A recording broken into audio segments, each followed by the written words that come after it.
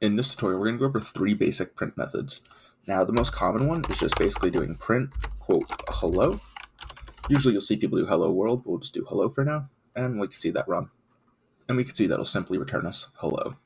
Now, next, we're going to define a variable. So we'll do name equals JR, and we could do print hello, put a space, quote, and we're going to do plus name.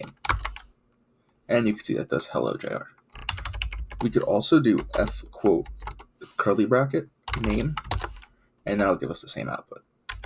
Now, lastly, we're going to be using inputs. So we could do print f quote curly bracket input. We can then add parentheses, and we could go space and then just do say years old and put that in quotes. Now, say we want to type in 50.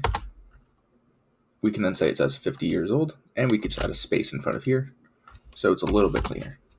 So those are some basic print methods in Python, and I hope that helps.